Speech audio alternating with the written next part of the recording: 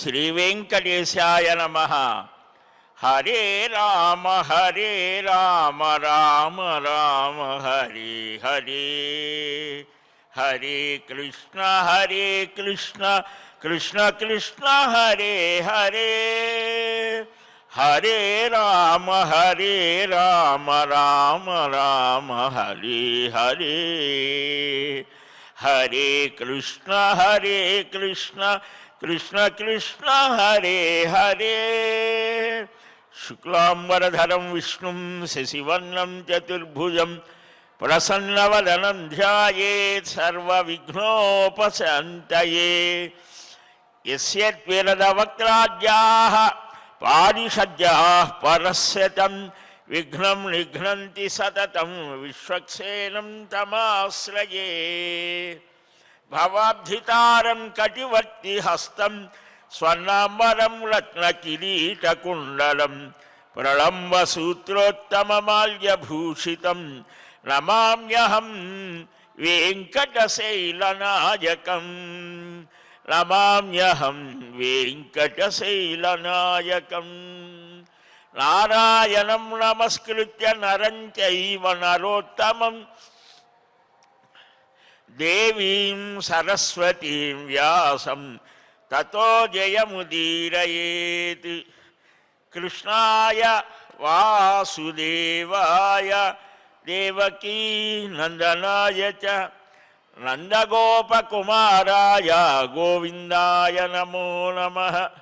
శ్రీలక్ష్మీవల్లభారంభాం విఖనో మునిమధ్యమాం అస్మదాచార్యపర్యంతాం వందే గురుపరంపరాం.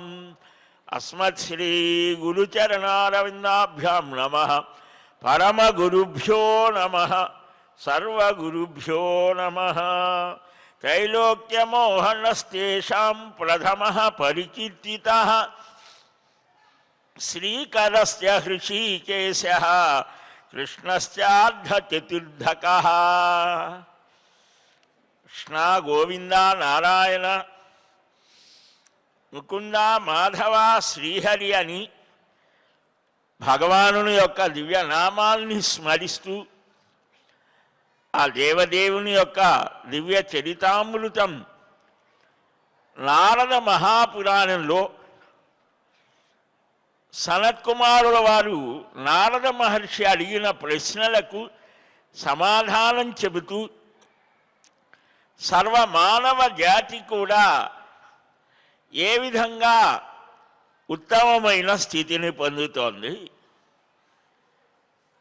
మంత్ర జపంచేత నామజపంచేత మనుష్యులైనటువంటి వాడు మనస్సుని పవిత్రం చేసుకొని శుద్ధమైన మనస్సుతో పరమాత్మ యొక్క ధ్యాన స్థితిలో పరమాత్మ దివ్యానుభూతిని పొందుతాడు. అదే విషయాన్ని నిన్న మనం ఆ మంత్రాలు ఏ దేవతా మంత్రాలు ఎవరు ఏ విధంగా ఎట్లాగ జపించాలి, ఏ విధంగా ఆ జప హోమ తర్పణాదులు చేయడం ద్వారా సిద్ధి కలుగుతుంది, ఆ విశేషాలు కూడా మనం తెలుసుకున్నాం. ఎందుకనంటే సర్వమానవులకు ఆ వేద విజ్ఞానాన్ని అందించాలి అని వేదవ్యాస మహర్షి మనకు ఈ 18 పురాణాలలో అలాగనే పురాణ వేద సారాన్ని మనకు అష్టాదశ పురాణాలలో ఇతిహాసమైనటువంటి మహాభారతంలో భాగవతాది గ్రంథాల్లో అందించారు. మంత్రము అనేది లేకుంటే మహాభారతమే లేదు. సాక్షాత్తుగా శంకర స్వరూపుడైనటువంటి దుర్వాస మహర్షి కుంతికి చాలా చిన్న వయస్సులోనే మంత్రోపదేశం చేశాడు. మహాభారతం చూస్తే తెలుస్తుంది. ఆయన మంత్రోపదేశం చేయకపోతే కర్ణుడు లేదు, కర్ణుడు లేకపోతే అసలు భారతమే లేదు, పాండవులు లేరు. మంత్రం అనేది ఎంత పని చేస్తోంది. 1 సంవత్సరం పాటు ఉన్నాడు కుంతి భోజుని గృహంలో. కుంతి యొక్క పెంపుడు తండ్రి. చాలా చిన్నమ్మాయి, ఇంకా వివాహయోగ్య కూడా కాదు. మన సంస్కృతిలో ఒక సంప్రదాయం ఉన్నది, కుటుంబ వ్యవస్థలు. ఎవరైనా పెద్దలు మహాత్ములు వస్తే ఆడపిల్లల చేత సేవ చేయిస్తారు. అంటే పెద్దలను ఏ విధంగా సేవించాలి అనేది నేర్పుతారు చెప్పకుండానే. అలాగనే ఇంటికి ఎవరైనా పెద్దవాళ్ళు వచ్చినా ఎవరు వచ్చినా మగపిల్లవాడి చేత ఆ వస్త్రాలు ఇప్పించడము ఇంకేదన్నా చేయిస్తారు. ఎందుకని వీడు తన ఇంటిలో ఉండి ఆ సంప్రదాయాన్ని సాగించాలి. మా నాన్నగారు చేసేవారండి, మా తాత, ఇలాగా పరంపర నడుస్తుంది. అంటే చెప్పకుండానే ఒక తరం నుంచి మరొక తరానికి సంప్రదాయాలు సాగుతాయి. ఇక్కడ ఈమె సేవ చేస్తే ఎంత దుర్వాసుడు అంటే ఆ రోజుల్లో గజగజలాడిపోయేవాడు. నిగూఢమైన యోగా స్థితి కలిగినవాడు. ఆయన అర్ధరాత్రి పూట లేచి నాకు అన్నం కావాలనేవాడు, ఆకలి వేసింది అనేవాడు. పాపం శ్రమపడి వండేది. ఇప్పుడేం తింటాం అన్న తీసవదలబాటి పరీక్ష. చిన్న అమ్మాయి అయినా సహించింది, సహనం. ఇదంతా పరీక్ష. ఎందుకని పాండవులంతటి మహానుభావులు పుట్టాలి అంటే యోగ్యురాలు కావాలి, సహనం ఉండాలి. వారిని పెంచడానికి, సహించడానికి, కష్టాలు బాధలు అన్నీ. 1 సంవత్సర కాలం ఎక్కడా ఉన్నాడు ఆయన. అలాంటి వాడు ఉన్నాడు. అడగకుండానే చాలా సంతోషం, నీకు ఒక వరాన్ని ఇస్తాను అని అంటే, నాకేముందయ్యా, నువ్వు సంతృప్తి పడితే చాలని. కాదని ఈయనే ఇచ్చాడు. ఏమిటది? ఏ దేవతామూర్తిని ఆహ్వానించినా వారు నీకు సంతానాన్ని ఇస్తారు. అడిగిందా ఈమె? చాలా విచిత్రంగా ఉంటాయి భగవద్లీలలు. సరే, తర్వాత కన్నులు ఇవన్నీ కూడా చాలా వస్తాయి. అంటే కారణం ఏమిటి ఇక్కడ అంటే, మనం దేనికోసం అంటే మంత్రము. ఆ మంత్రశక్తి ఒక పెద్ద మర్రి చెట్టులో, ఆ విత్తనంలో మర్రి వృక్షం యొక్క మూలమైన స్థితి దాగి ఉన్నట్టుగా ఈ సర్వ ప్రపంచానికి ఆధారమైనటువంటి పరమాత్మ తత్వం దానిలో ఉంటుంది. దైవాధీనం జగత్ సర్వం. సరే, నిన్న మనం కొన్ని విషయాలు చెప్పుకున్నా. గణేశ, గణపతి మంత్రం, ఇలాగా ఏ విశేషాలు, అంగారకుడు. అలాగనే ఇప్పుడు విష్ణువు, త్రైలోక్యమోహనుడు, శ్రీకరుడు, హృషికేశుడు, కృష్ణుడు, 4 భేదాలతో ఆ విష్ణు మంత్రాలు ఉన్నాయి అని, ప్రణవాత్మకమైనటువంటి స్వరూపం, ఏ విధంగా ఆయనని ఆరాధించాలి, దానివల్ల ఏ ధనధాన్య సంపత్తులు కలుగుతాయి, ఇవన్నీ కూడా చెప్పారు. ఆ తర్వాత ఏకాక్షరో వరాహస్య మంత్ర కల్పద్రుమోపర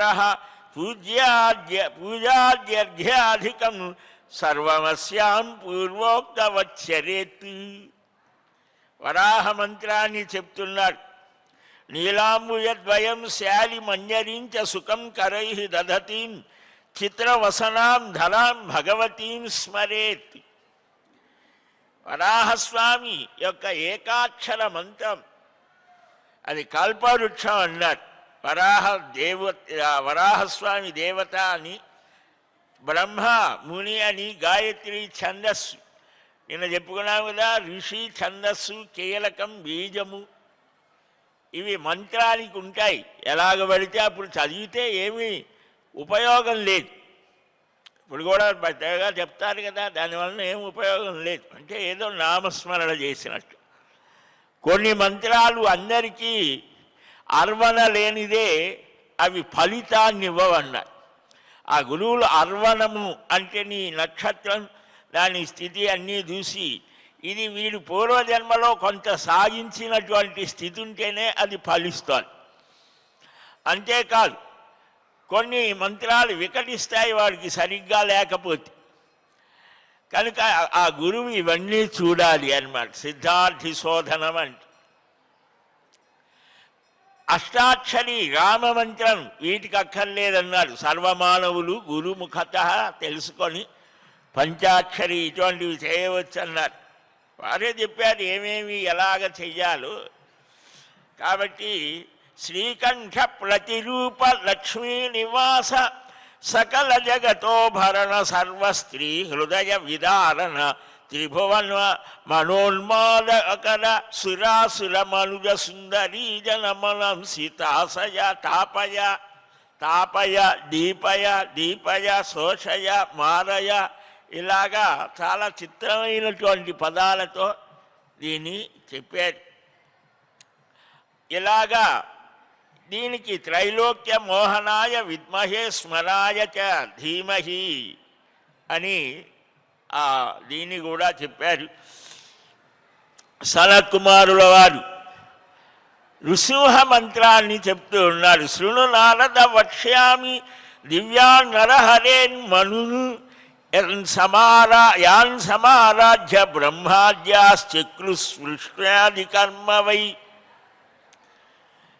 నృసింహ మంత్రం ఒక్కొక్క అంటే నిన్న చెప్పుకున్నాం కదా, భగవంతుని యొక్క ఆ పరబ్రహ్మ యొక్క వివిధ శక్తుల యొక్క స్థితులకు రూపాలు ఏర్పడితే అవే ఆయా తత్త దేవతా మంత్రములు అని అన్నారు.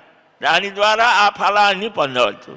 సూర్యుడు మనకు కనిపించే గోళాకృతిలో ఉంటాడు. ఆ లోపల ఉండే అధిష్టాన స్వరూపం నారాయణ స్వరూపం. సవితృదేవతాకం ఆరోగ్యం భాస్కరాదిచ్చేతని ఆరోగ్యాన్ని ప్రసాదిస్తాడు. ఇక నృసింహుడు విజయాన్ని ఇస్తాడు. దివ్య నారసింహ మంత్రాలు చెప్తానయ్యా. దీనివల్ల బ్రహ్మాది దేవతలు కూడా ఈ జగత్ సృష్టి చేసే సామర్థ్యం పొందారు అని 32 రకాల విద్యలు అంటారు. విద్యలు అంటే మంత్రములు అని. విద్య అనేటువంటిది స్త్రీ మంత్రాలకు విద్యలని కూడా పేరు. ఇలాగా కొన్ని విశేషాలు చెప్పారు. 32 నారసింహ మంత్రాలు ఉన్నాయని కూడా చెప్పారు. ఇలాగా అత్రి మహర్షి దీన్ని చక్కగా సాధించాడు, దర్శించాడు. జగతీ ఛందస్సు నృసింహస్వామి దేవత అని ఇలాగా ఆ స్వామిని చక్కగా ఆరాధించాలి. కృష్ణుడు, రుద్రుడు, మహాఘోరుడు, భీముడు, భీషణుడు, ఉజ్వలుడు, కరాలుడు, వికరాలుడు, దైత్యాంతకుడు, మధుసూదనుడు, రక్తాక్షుడు, పింగళాక్షుడు, అంజనుడు, దీప్తరుచి, సుఘోరకుడు, సుహనువు, విశ్వకుడు, రాక్షసాంతకుడు, తీవ్రజుడు, అగ్నివర్ణుడు, విశ్వభూషణుడు ఇలాగ 32 విశేషాలతో ఒకే పరమాత్మ 32 ఒక్కొక్క రూపంలో ఒక్కొక్క విశేషం ఉంటుంది. ఇలాగ చెయ్యాలి అని అన్నారు. గలాసక్త సద్బాహు సృష్ట కేశోబ్జ చక్రధృక్ నఖాగ్రభిన్న దైత్యేశో జ్వాలామాలా సమన్విత.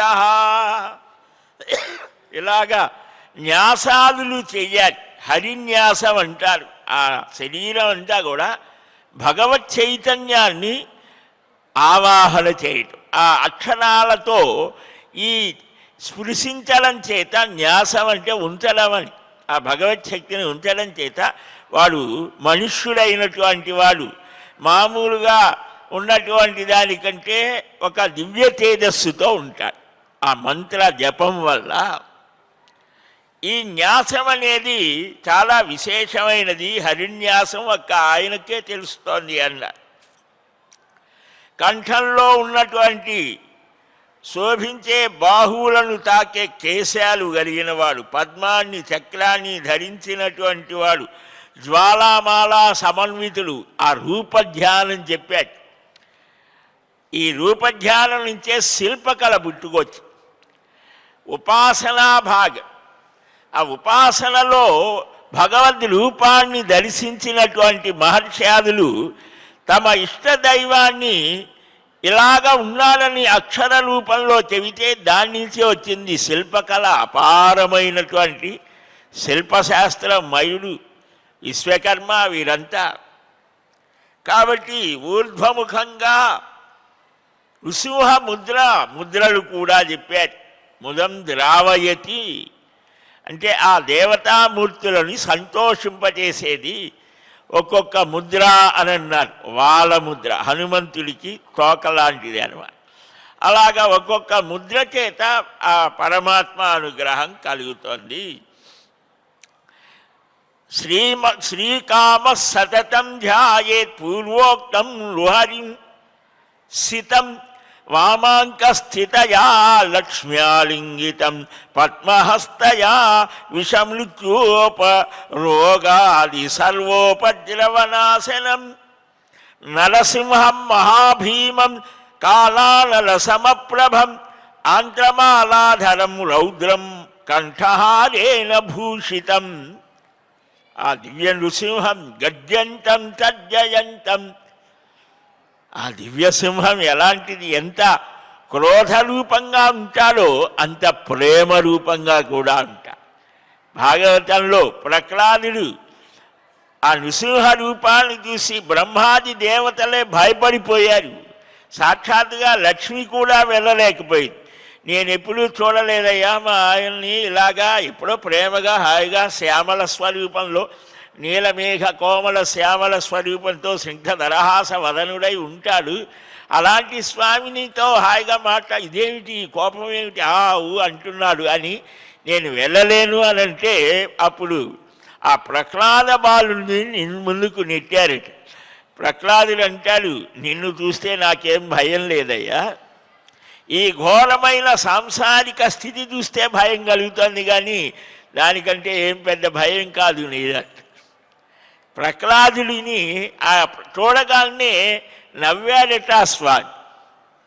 అంటే తండ్రి ఆఫీసులో ఎంత చండశాసనుడని పిలువబడ్డా ఇంటికి వెళ్ళేసరికి కొడుకుని చూడగానే ఆయనకు కూడా నవ్వు వస్తుంది. వాడు వచ్చి మీద ఎక్కి, నాన్న నువ్వు గుర్రంలాగా పరిగెత్తి నీ మీద ఎక్కుతానంటే వాడు గుర్రం అవుతాడు. అంటే ఏమిటన్నమాట, ఆ పిల్లవాడిని కుమారుణ్ణి చూస్తే ఎలాగ వాత్సల్యం కలుగుతోందో భక్తుడిని చూస్తే భగవంతుడికి కూడా అంతే. ఇంద్రనీలమణి కాంతి కలిగిన చంద్ర సన్నిభులు, స్వర్ణకాంతి కలిగినటువంటి వాడు, ఊర్ధ్వాస్యం కలిగిన వాడు, సర్వవర్ణుడైన నృసింహస్వామిని, నాగయజ్ఞోపవీతధారి అయినటువంటి స్వామిని ధ్యానం చేయమన్న. మనలో అన్ని దోషాలు, భయాలు, కోపాలు అన్నీ తొలగిపోతాయిట. అలాంటి స్వామి ధనుశ్చ ముసలంచైవ బిభ్రాణం చక్రముత్తమం ఖడ్గం శూలంచ బాలంచ నృహరిం రుద్రరూపిణం ఇంద్రగోపాభనీలాభం చంద్రాభం స్వర్ణ సన్నిభం. నృసింహ ఉపాసనతోనే మనకు అన్నమాచార్య స్వామి 32,000 కీర్తనలు రాశారు. నృసింహ మంత్రం, ఆ నృసింహ మంత్రం 32 అక్షరాలు శతగోప ముని ద్వారా ఉపదేశాత్మకంగా ఆ మహానుభావుడు పొంది ఉపాసించారు. మంత్రాన్ని మరణం చేయడం చేత కలిగినటువంటి ఆ ప్రభావాన్ని లోకానికి క్షేమం కలిగించడానికి ఉపయోగిస్తారు మహర్షులు. తమ క్షేమం కోసమే ఉపయోగిస్తారు రాక్షసులు. ఇది వారికి వీరికి తేడా, దేవతలు కానీ. కనుక ఇలాగా 16 బాహువులు కలిగిన నృసింహుడు కూడా ఉన్నాడు. బిందిసాపాలం ఖడ్గ ముగ్గర తోమర పరశువు చక్రపద్మాలు పరశువు పాశం హలం ముసలం అభయం అంకుశం పట్టిషం ఖడ్గ ముగ్గర తోమరములు శంఖ కేటక పాశ శూల అగ్ని వరద ముద్రతో ఉండేటువంటి ఆ దివ్య చైతన్య స్వరూపాన్ని ధ్యానం చేయాలట. పుష్పాదులతో పూజించాలి. అధస్థితాభ్యాం బాహుభ్యాం హిరణ్యక విదారణం ప్రియకరంచ భక్తానాం వైత్యానాంచ భయంకరం. అందుకనే మనకు ఆయా పురాణాలలో ఆయా రూప వర్ణనలు మహానుభావులు చెప్పారు. ఆయా దేవతామూర్తిని నిరంతరం ఏ ఇష్టదేవత ఉంటారో వారికి సంబంధించినటువంటి లోకం, వారికి సంబంధించినటువంటి ధ్యానం, వారికి సంబంధించినటువంటి ఆ భక్తుల యొక్క చరిత్ర ఇవన్నీ మనకు వ్యాసుల వారు అనుగ్రహించారు.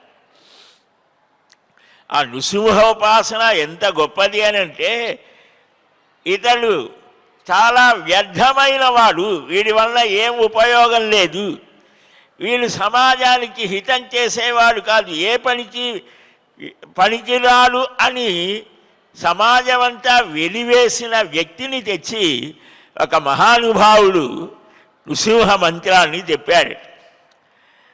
గొప్ప యోగ్యుడయ్యాడు. శ్రీమద్భాగవతానికి వ్యాఖ్యానం రాశారు. ఆయనే శ్రీధరులు. వ్యాసోవేత్తి ఎంత గొప్ప స్థితి చెప్పాడంటే వ్యాసుడికి తెలుసేమో తెలుసు. సుకోవేత్తి సుకుడికి తెలుసు, పరీక్షిత్తుకి తెలుసో లేదో చెప్పలేమన్నాడు. కానీ నాకు తెలుసు. ఎలాగ తెలుసు? నృసింహో వేత్తి. ఆ నృసింహ ప్రసాదత, నృసింహానుగ్రహం వల్ల ఆ శ్రీధరుడు సర్వాన్ని తెలిసినవారు. ఇంత గొప్పగా చెప్పాడు. భాగవతానికి మొట్టమొదటిగా వ్యాఖ్యానం రాసినటువంటి మహానుభావుడు. ఆయన చేసిన దానికే వంశీధరుల వారు వ్యాఖ్యానం చాలా విశేషం. జీవితాలు అంకితం చేసి జ్ఞాన భాండాగారం మనకిచ్చారు మహానుభావులు. అవి ఉన్నాయని మనం కనీసం స్మరించాలి. కనుక ఇలాగ ఆయా దేవతా ఉపాసన చేత నృసింహ పురాణం ఇక్కడ మనం చెప్పుకున్నాం, ఉపపురాణాల్లో ఒకటి.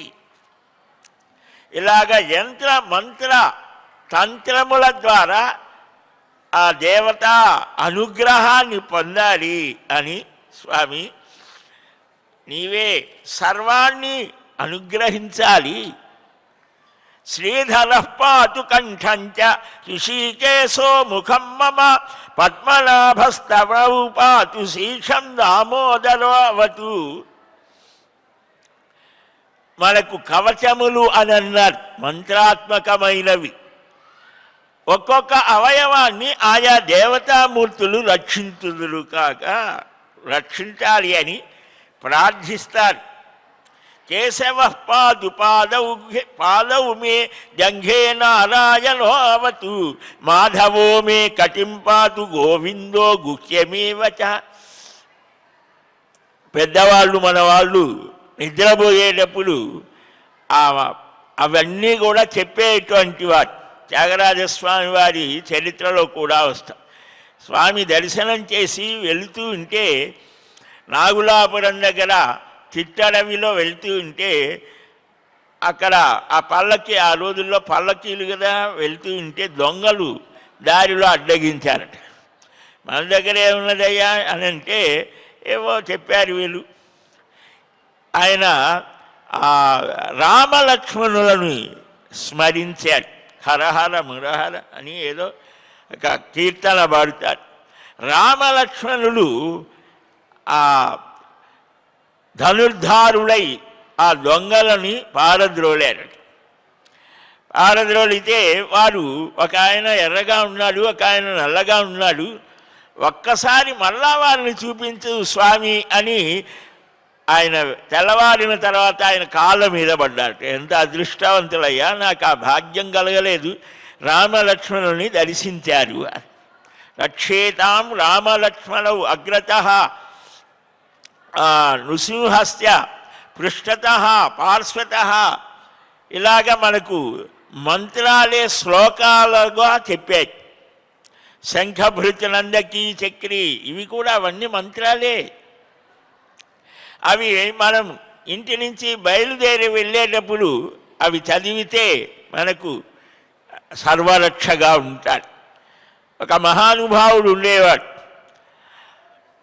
ఆయన కూడా ఇలాగనే అగ్రతో నారసింహస్య పృష్ఠతో యదునందన, అని నా ముందు నృసింహుడు, వెనుక కృష్ణ భగవానుడు, అటు ఇటు రామలక్ష్మణుడు నన్ను రక్షించుగాక అని ఒక శ్లోకం ఎప్పుడు చదివేవాడు. ఆయన కుశీలం అంటే వడ్డీ వ్యాపారం చేసేవాడు, గుర్రం ఎక్కి అన్ని గ్రామాలు తిరుగుతాడు. ఈయన దగ్గర బాగా ధనం ఉంటుందని దొంగలు ఒక రాత్రి వెంటబడ్డాడు. వాళ్ళకి ఎంత దూరం వెళ్తున్నా ఒక సింహం కాపలా కాస్తోంది. తెల్లవారింది, కాళ్ళ మీద పడ్డారు. అక్కడ కూడా దాంట్లో కూడా ఇదే, ఎప్పుడో కాదు, ఆయన 18వ శతాబ్ది యాదవరాయలని మహానుభావం. అప్పుడు మీరు అదృష్టవంతులయ్యా అని నాకు దర్శనం ఇవ్వలేదు భగవానుడు అని సంసార త్యాగం చేసి సన్యసించారు ఆయన. ఆయనే భాగవతానికి మధ్వ సంప్రదాయంలో ఒక వ్యాఖ్య వ్రాస్తారు. చూడండి, చాలా చిత్రమైనది. భగవద్ ఉపాసన చెయ్యాలి. సరే, ఈ విధంగా ఆ జ్వాలినే మాలినే దీప్తదంష్ట్రాయ అగ్నినేత్రాయ సర్వాదిరక్షోఘ్నాయ సర్వభూహారి వినాశనాయ సర్వజ్వర వినాశనాయ దహదహ పచపచ రక్ష రక్ష, ఇలాగా మంత్రాత్మకమైనటువంటి ఒక స్థితి ఉంటుంది.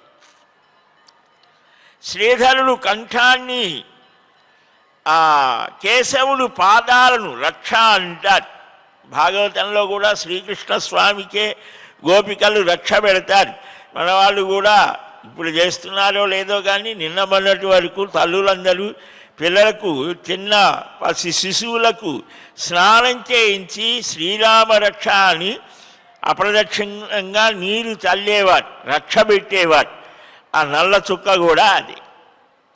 అంటే ఆ భగవంతుడికి కూడా ఆ గోపుచ్చంతో, ఆ గోమూత్రంతో రక్ష పెట్టారట. ఎప్పుడు పూతన సంహార సమయం. రక్షా మంత్రాలు ఉన్నాయి. విష్ణుస్త్వాగం రక్షతు చక్రమూర్ధ్వం ధను పూర్వం అని భగవంతుడికి కూడా రక్ష పెడతారు, రక్షా సమర్పణ చేస్తారు. కనుక ఇక్కడ మనం శ్రీధరుడు కంఠాన్ని, హృషికేశుడు ముఖాన్ని కాపాడుగాక ఇలాగ న్యాసం చెయ్యమన్నాడు. భూత భేతాల గ్రహ రాక్షస భయం తొలగిపోతోంది అని ధ్యానం చెయ్యాలి.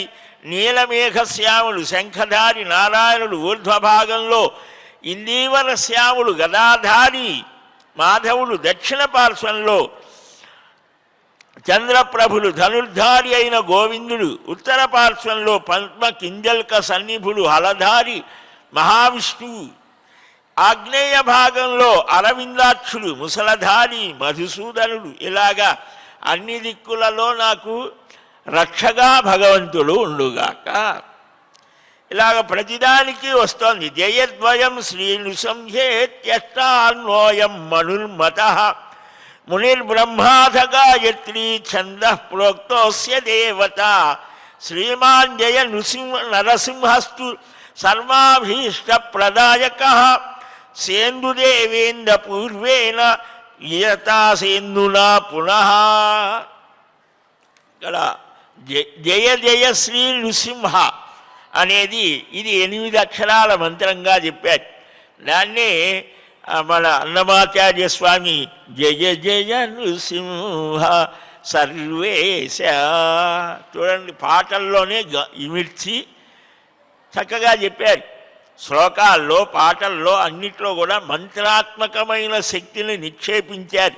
అందుకనే వాటిని మనం మామూలుగా పాడినా ఆ శక్తి, వారి తపశ్శక్తి దానిలో నిక్షేపం చేస్తారు. కాబట్టి అందుకనే ఆ శ్లోకాలు రామాయణం మనకు రేపు 2వ తేదీ హనుమాన్ జయంతి రోజున ఏకాంహికంగా, ఆసనంగా, ఏకదిన సుందరకాండ పారాయణ జరుగుతోంది.